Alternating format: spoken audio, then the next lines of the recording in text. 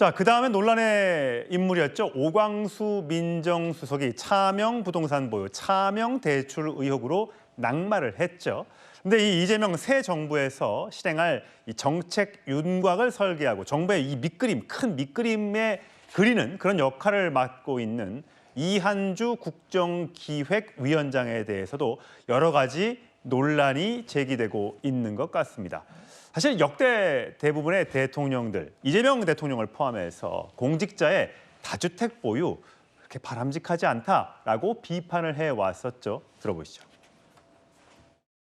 대놓고 집을 몇 채씩 가지고 있는 사람도 있잖아요. 네. 고위공직자들이 불필요한 부동산을 가지고 있지 말아야죠. 네. 근데 신뢰의 원천인데.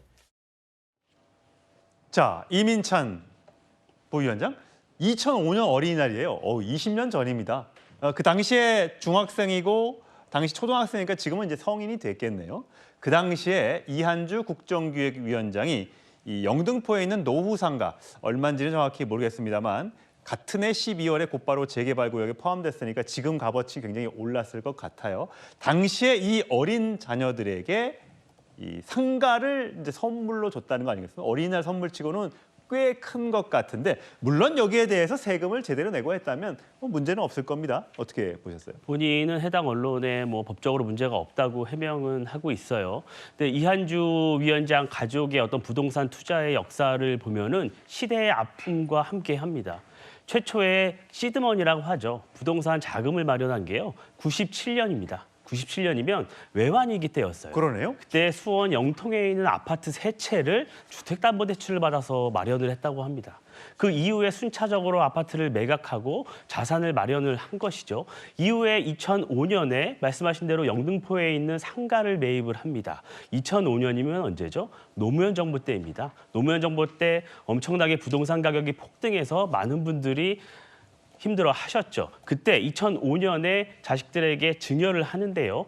그런데요, 이 5평짜리, 1,000만 원짜리, 4천만 원짜리, 7평짜리 이렇게 작은 상가들을 쪼개서 산 겁니다. 지분 투자를 한 것이죠. 그 해당 상가를 보면요, 젠트리피케이션이 일어나서 굉장히 어려운 상황입니다. 그런 곳에서 미리 중학생, 초등학생 아들에게 자산을 증여했다.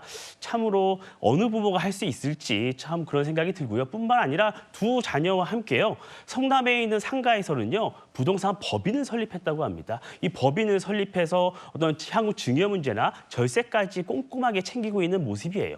이 모든 게 합법적으로 이루어졌다면 우리가 비판을 할 수가 없겠죠. 하지만 이한주 위원장은 새 정부의 밑그림을 그리는 국정기획위원장이기 때문에 논란이 되는 것입니다. 지금 우리 부동산 시장 굉장히 심상치 않습니다. 지금 얼마나 더 오를지 민주정부에서는요, 과거부터 부동산 가격 폭등 때문에 정권이 굉장히 위태로웠던 경험이 있어요. 그것에 대해 학습 효과로 많은 분들이 부동산에 지금 두려워하고 있습니다. 그런데 이 새 정부의 부동산 정책도 설계할 수 있는 국정기획위원장이 과거에 부동산 투자로 이렇게 큰 돈을 벌었다.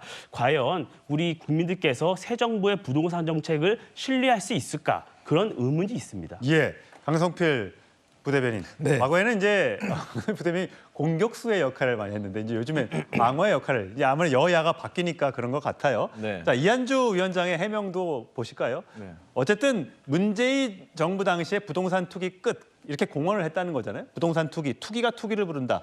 정부의 공급 의지를 충실히 보여주면 부동산 잡을 수 있다라고 얘기를 했어요. 그런데 어쨌든 본인이 과거의 일이지만 자녀한테 상가를 물려준 것에 대한 입장을 물으니까 이건 부의 대물림이라고 보기는 좀 어렵다. 나 세금 탈루한 적이 없으니까 이걸 갖고 문제 삼는 것은 과도한 공격이다, 이렇게 얘기를 하는 것 같습니다.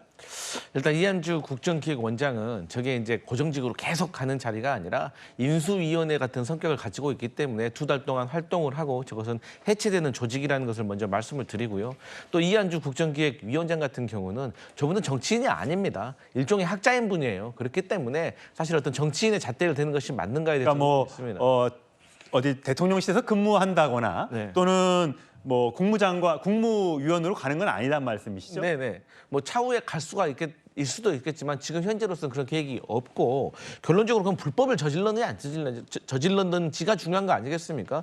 제가 보니까 이 미성년자에게 당시에 징역세 면제 기준이 10년간 총 2천만 원입니다. 예. 근데 그 자녀들에게 그 2005년도에 징역을 했던 것들이 1,000만 원 미만입니다. 하나당. 그렇기 때문에 이게 자녀들에게 완전 비공제가 됐기 때문에 이것은 뭐 세금을 탈루하는 것도 없고 또 자꾸 어린이날 선물로 줬다고 하는데 이건 좀 과도한 정치적인 공세가 아닌가. 그리고 날짜가 공교롭게 5월 5일일 수도 있는 것이라고 저는 말씀드리고 싶고 추가적으로 말씀드리면 이 윤석열 정부에서 이 전체 고위공직자, 대통령실의 고위공직자가 49명이었는데요. 이 중에 17명이 다주택자였어요.